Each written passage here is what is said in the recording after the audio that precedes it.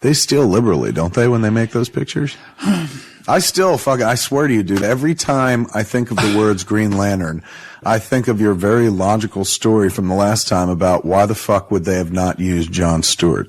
Exactly. Because if you ask any child who's been watching television for the last 10 years who is the Green Lantern, they'll say Jon Stewart. There's a piece of that story that I left out. What is it? I believe I left it out. You can tell me if I left it out. Okay. I'm pretty sure I left it out.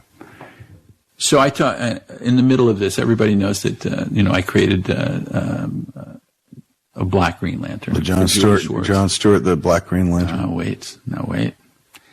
So Julie Schwartz insisted that I draw the book and blah, blah, blah.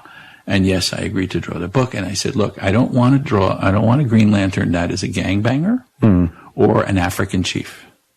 I want a college graduate. I want him to have a profession. Okay. None of this pull him off the street and suddenly reconstruct him and he becomes a hero. None of that stuff. I want a real black man. American black man.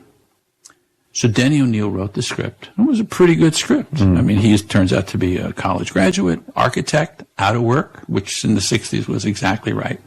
And his name was Lincoln Washington. No, is that right? Oh, my Lord. And I'm reading it. You might as well name him Black Man. Oh, wow. I go, Lincoln Washington. So I go to Denny. Denny, Lincoln Washington. Denny goes, not me. He says, not me, Julie. Julie's name. Immediately, it's like, Julie I would never have written Lincoln Washington. I would never have done that. Oh, shit. Okay, so I go to Julie's office and I close the door because there's going to be some yelling, right? So I go, Julie, what? Lincoln Washington, Julie. What? I know lots of guys with names like that. No, Julie.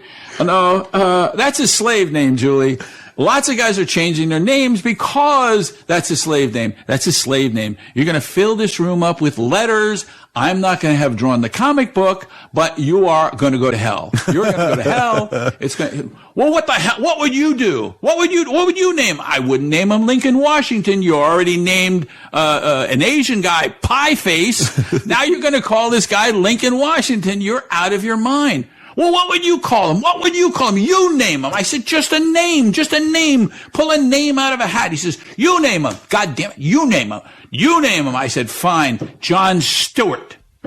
How would I know he'd become a late night comedian? Really?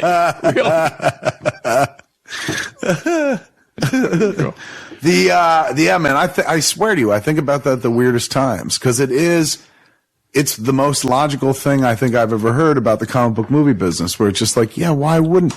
It feels like now in retrospect, it's like 10 people in the world who would appreciate a Hal Jordan movie, whereas the audience who it was made for. If you want to be authentic, you start off with Hal Jordan, and halfway through you introduce Jon Stewart. Perfectly logical.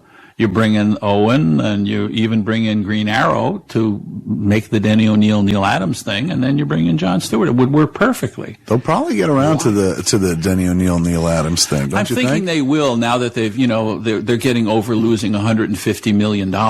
Who? What? Now? They lost $150 million on that movie. Who did?